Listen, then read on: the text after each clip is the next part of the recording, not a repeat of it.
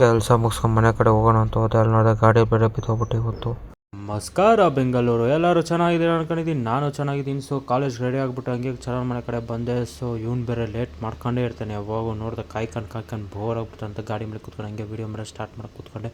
So ಯಾವಾಗ A few moments later. So ಅಣ್ಣ ready ಆಗ್ಬಿಟ್ಟು ಬಂದ. ಹಂಗೆ ಅಣ್ಣನ ಕರ್ಕೊಂಡು ಹಂಗೆ ಕಾಲೇಜ್ ಕಡೆ ಹೊಂಟೆ. ಸೊ ವೀಡಿಯೋಸ್ ಮಾಡ್ಕೊಂಡು ಹಂಗೆ ಇಬ್ಬರು ಹೆಲ್ಮೆಟ್ ಹಾಕೊಂತೀರಿ. ಸೊ ವೀಡಿಯೋಸ್ ಮಾಡೋ ಟೈಮ್ ಮಾತ್ರ ಹೆಲ್ಮೆಟ್ ಇರೋದು ಇಬ್ಬರು. ಸೊ ಯಾರೋ ತಪ್ಪು ತಿಳ್ಕೊಂಬೇಡಿ, ಇವ್ರು ಹೆಲ್ಮೆಟೇ ಹಾಕಲ್ಲ ಅಂತ. ಸೊ ಹಂಗೆ ಖಾಲಿ ರೋಡ್ ಬೇರೆ ಐತಿ, ಯಾಕಂದರೆ ಕಾಲೇಜ್ ಬೇರೆ ಈವ್ನಿಂಗ್ ಇತ್ತು.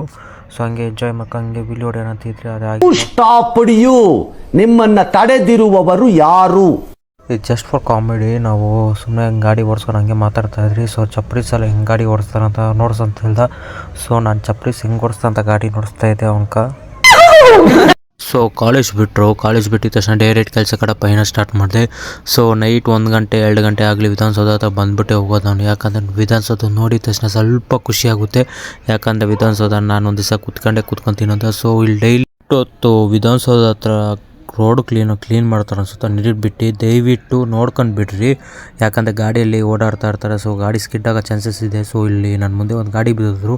ಸೊ ತುಂಬ ಬೇಜಾರಾಯಿತು. ಸೊ ನಾನು ಫಸ್ಟ್ ವೀಡಿಯೋ ಕ್ಲಿಪ್ಪು ನಾನು ಗಾಡೀಲಿ ಬಿದ್ದಿಲ್ಲ, ಸುಮ್ಮನೆ ಚಮಕ್ ಮಾಡಿದ್ದು ನಿಮಗೋಸ್ಕರ ನೋಡಲಿ ಅಂತ ಫುಲ್ ವೀಡಿಯೋ. ಸೊ ಈ ವಿಡಿಯೋ ಇಷ್ಟ ಆಗಿದೆ ಲೈಕ್ ಮಾಡಿ, ಶೇರ್ ಮಾಡಿ, ಕಮೆಂಟ್ ಮಾಡಿ. ಜೈ ಕರ್ನಾಟಕ ಮತ್ತು ಜೈ D boss, love you boss. ಅಷ್ಟೇ.